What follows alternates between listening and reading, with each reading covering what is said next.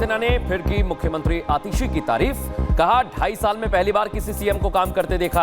आतिशी को temporary CM कहने पर केजरीवाल के बयान पर जताई आपत्ति।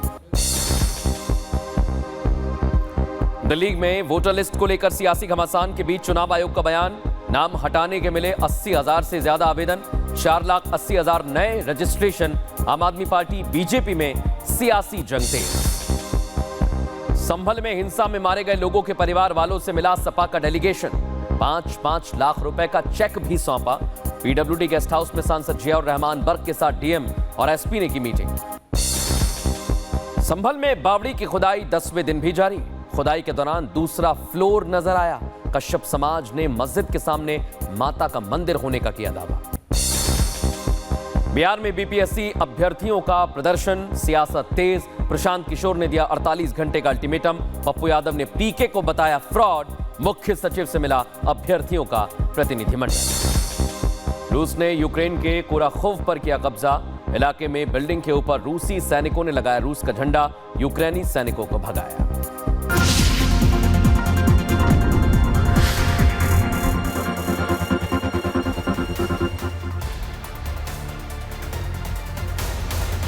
और आज की सबसे पहली खबर आपको बताने वाला हूं। जैसा मैंने आपसे कहा आदर्श को कि संभल के सच को किसने दबाया, वो था भूमाफियाओं का जाल। और ऐसे ही वो कब्जा करते रहे। बावड़ी पर मिट्टी डाल दी गई। कई सारे ऐसे घर थे जहां जमींदोज कर दिया गया। लेकिन संभल के 15 साल में क्या हुआ है, आज आपको बताऊंगा कि कैसे कब्जा किया गया, किसकी शय पर कब्जा हुआ और अब क्या हो रहा है। पहले देखिए रिपोर्ट।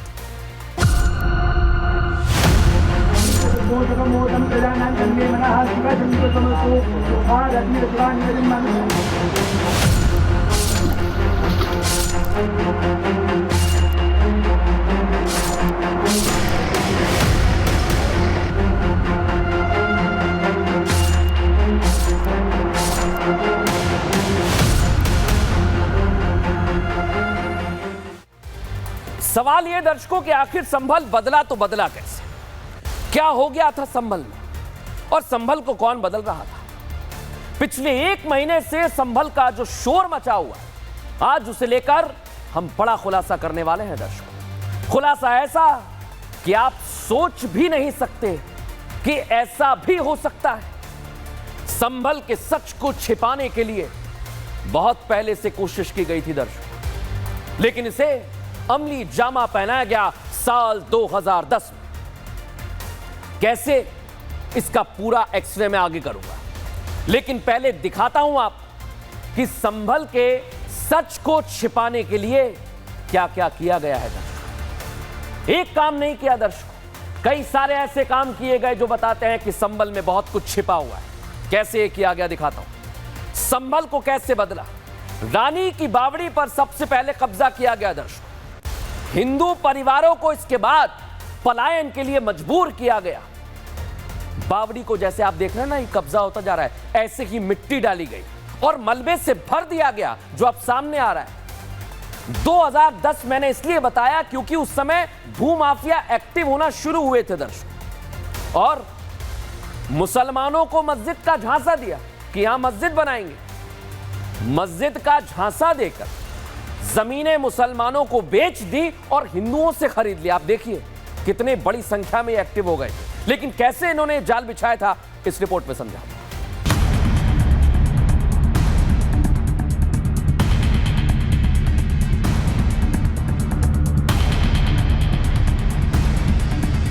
संभल कहें या फिर सतयुग का सत्यव्रत नगर, जो अपने अंदर इतने रहस्य छिपाए बैठा है जो धीरे धीरे सामने आ रहे हैं, या यूं कहें कि सनातनी सबूत निकल रहे हैं। मंदिर, कूप और बावड़ियां, इन्हीं बावड़ियों में से एक रानी की बावड़ी है जिसकी खुदाई में सामने आ रहा है सच।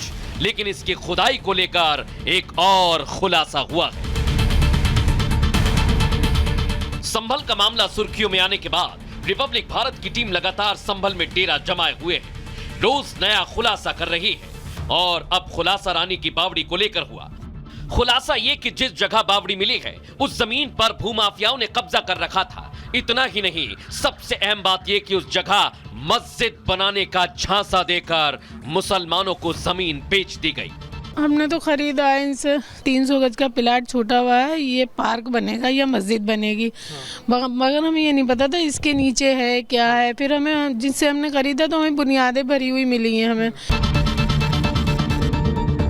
भूमाफियाओं ने कैसे पहले सनातनी सबूत छिपाए, उसके बाद जमीन को बेचना शुरू किया, एक एक कर ये खुलासा हो रहा है। लेकिन सवाल ये कि आखिर ये किसकी शह पर हो रहा था। इस पूरे लगभग 300-400 वर्ग मीटर के दायरे में इन लोगों को बरगलाया गया, कहा गया कि आप लोग यहीं पर रहिए, यहाँ पर मस्जिद का निर्माण किया जाएगा। सोचिए किस तरह से यहाँ के जो भूमाफियाओं ने इस पूरे इलाके को लोगों को ठगा है और ये उनको आश्वासन दिया कि मस्जिद का निर्माण हम करेंगे, आप लोग यहाँ पर मकान खरीदिए। अब सरकार तो बदल गई है, कई माफिया मिट्टी में मिल चुके हैं, लेकिन जो खुलासा हुआ इसके बाद तय है कि एक्शन और तगड़ा होगा। एक्शन तो तगड़ा होगा दर्शक। और सबसे पहले आपको संभल में मिली रानी की बावड़ी की तस्वीर मैं दिखाने वाला हूं, जिसकी खुदाई लगातार जारी है। तस्वीरें आप देख लीजिए। 10वां दिन है आज, 10वां दिन, और दूसरा तल बावड़ी का सामने आ गया। देखिए, दिखा रहा हूं आपको, दूसरा तल पहुंच गया। आप सोचिए, देखिए जरा आप तस्वीर, यह सब कुछ मिट्टी में दफन था, मिट्टी से भर दिया गया था। अब खुदाई के दौरान दूसरा तल क्या मिला, इसको लेकर तरह तरह के अनुमान लगाए जाने लगे हैं। और तरह तरह के अनुमान क्यों सामने आ रहे हैं, यह आज मैं आपको दिखाता हूं। हमारे सहयोगी ग्राउंड जीरो पर पहुंचे, क्या देखा उन्होंने, रिपोर्ट देखिए। बावड़ी की खुदाई का 10वां दिन है। लगभग 4 हिस्सों से बावड़ी की खुदाई चल रही है, लेकिन पहले फ्लोर की खुदाई ये पूरी होने के बाद अब तस्वीरें अब दिखाई देने लगी हैं दूसरे फ्लोर की। ये देखिए, आप पूरा नज़ारा आपको दिखाई देगा दूसरे फ्लोर का। लगभग हूबहू इसी तरह से इसकी बनावट है। जैसे ही हमें पता चला कि दूसरा फ्लोर अब दिखने लगा है, वो तस्वीर अब हम आपको दिखा रहे हैं। तो सागर की रिपोर्ट आपने देखी दर्शक, लेकिन अब मैं आपको बताता हूं, संभल में खुदाई जारी है और एक एक करके हर सबूत को खोजा जा रहा है। खुदाई में अब तक 32 तीर्थ मिल चुके हैं। 68 में से 19 कूपों का खुलासा हो गया है। और अब एक और दावा सामने आया है। दावा है कश्यप समाज की ओर से, जिसमें मस्जिद के ठीक सामने दर्शक, ये आप देखिए, उन्होंने एक ज्ञापन दिया है। उनका कहना है कि मस्जिद के ठीक सामने मंदिर था, वहां एक आंवले का पेड़ भी हुआ करता था, यहीं पर पूजा करता था कश्यप समाज, जो मैं आपको दिखा रहा हूं। इसी जगह पर पूजा होती है। लेकिन अब यह जगह एकदम समतल कैसे हो गई, क्या दावा कर रहा है कश्यप समाज, आइए जरा आपको विस्तार से बताता हूं कि कश्यप समाज आखिर क्या कहना चाह रहा है। यह आप देख रहे हैं शाही जामा मस्जिद और यह ऐसा मैदान, मस्जिद के सामने कश्यप समाज का देवस्थान होने का दावा सामने आया। उक्त स्थल पर निरंतर पूजा अर्चना की जाती थी। कश्यप समाज के लोग क्या है, इसी स्थान पर एक आंवले का पेड़ लगा हुआ था। आंवला नवमी के दिन महिलाएं जाती थी, पूजा करती थी। देवस्थान को असामाजिक तत्वों ने तोड़ दिया। अब ये कौन है, जब पूजा के लिए जाते थे तो वहां से ये लोग भगा देते थे। देवस्थान अब टीले के रूप में तब्दील हो गया, जो मैंने आपको अभी तस्वीर दिखाई। असामाजिक तत्वों ने फर्जी दस्तावेज से खरीद फरोख्त तक कर ली उस जमीन की दर। देवस्थान पर पहले की तरह अब कश्यप समाज कह रहा है कि हमें पूजा की अनुमति दी जाए। लेकिन आप सोचिए दर्शकों कि आखिर ये कौन लोग हैं जो एक एक करके सामने आ रहे हैं, कहीं बावड़ी पर मिट्टी डाल रहे हैं, कहीं कब्जा कर रहे हैं, कहीं पूजा करने के चलते भगा दे रहे हैं। इस रिपोर्ट में देखा।